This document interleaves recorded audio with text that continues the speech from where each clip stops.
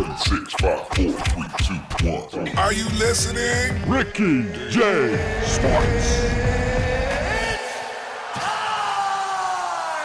On Saturday, January the 19th, the UFC celebrated a monumental event debuting on ESPN for the very first time. And with that, they put together a very solid card for all of us to watch for free.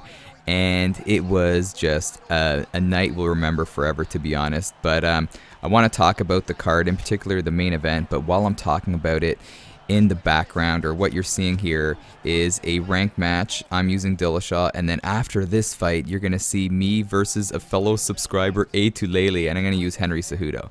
But let's talk about the main event. Wow, what can you say about Henry Cejudo, man? This guy who is a gold medalist and also a UFC champion. Like, how can somebody not overlook this guy as being a future Hall of Famer for sure? But what an unbelievable performance. A lot of people thought he was going to come out against Dillashaw and be very wrestling heavy, and he went out there guns a-blazing, clipped Dillashaw behind the ear, and then took him out. And what people don't say is that Cejudo's wrestling is what helped him finish the fight, because Dillashaw tried to scramble, tried to get top control, but then that upper body strength of Cejudo, denied him that possibility, and he was able to land more strikes and then finish the fight, as you see here, but in the opposite way, if you know what I mean.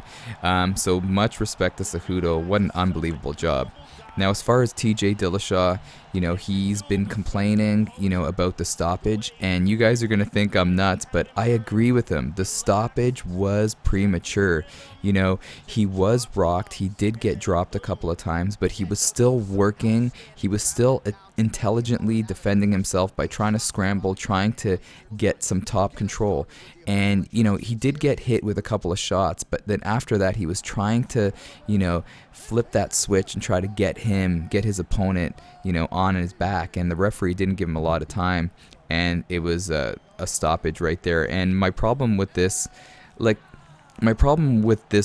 whole main event is, when you're going to put a main event of this magnitude, put a referee that is established. You know what I mean? Because I don't know about you guys, but that referee, I've never seen him in a UFC main event before. I could be wrong, but I want guys like Herb Dean, guys that have been there and know the fighters, and especially a main event like that where 2 titles are on the line.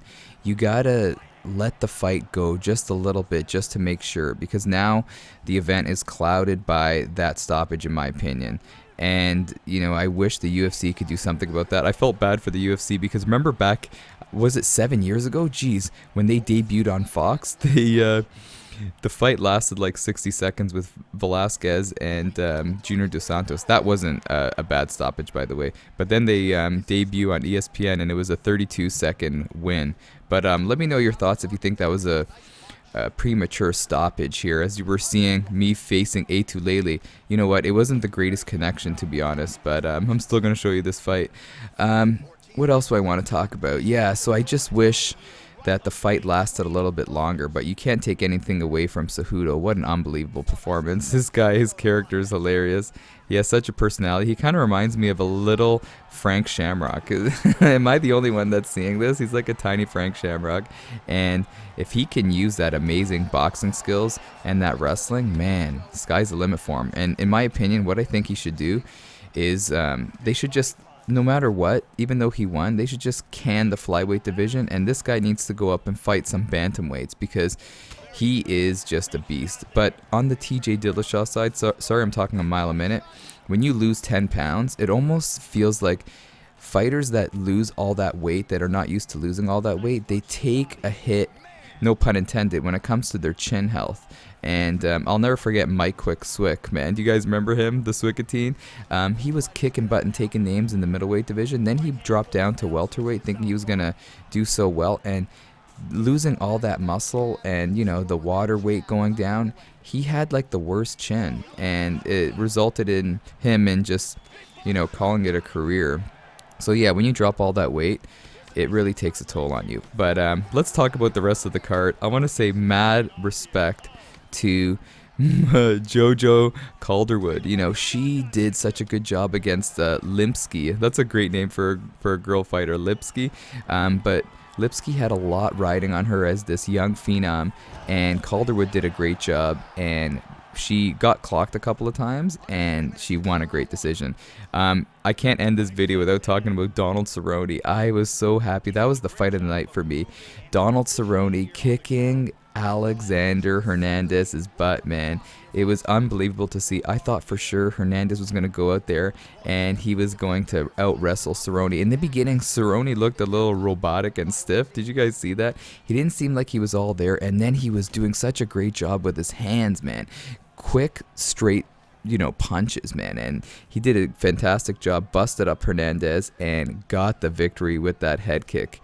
It was just unbelievable. And even that fight, you could argue, was kind of premature, the stoppage. You know what I mean? But mad respect to Donald Cerrone. He's the all-time winningest fighter and the all-time most finishes in the UFC. This guy is going straight to the Hall of Fame. Respect to Glover Teixeira for his win. And what can you say about Paige Van Zandt against Ostevich? I thought Ostevich did a great job. She was doing a great job wrestling, and then Paige Van Zandt, very crafty, got her submission armbar. So respect to her for that fantastic victory. There's no other fights that really stood out for me. The Benavidez-Ortiz fight felt like I was watching NCAA wrestling, man. It was just like a wrestling match the whole fight. And then the Crowder fight versus Hardy, man. Hardy's got to know, man. You can't knee guys when they're down, and that cost them the fight. But it was a good card. I can't say it was a great card. The fights were good in the beginning, and then it got worse as the card went on. Man, there was a part throughout the night where I was kind of falling asleep. I had to have my friends try to wake me up for the main event. But anyway, I'm kind of just, that's a little too extreme. But anyway, I'll end off this video. I'll let you guys see the rest of this fight if you want to stick around, this long. But you know what? Let's switch it up. Let's talk about this fight with Atulele before I end off this video. Atulele is a fantastic guy. He did such a good job in the first PS4 tournament, and we went up against each other, man, and it was a great battle. But anyhow, people, have a great day. Let me know your thoughts on the main event. Let me know your thoughts on the whole card as a whole. And yeah, man, I'll end off this video. This is Ricky J, baby, from Ricky J Sports, and you are awesome.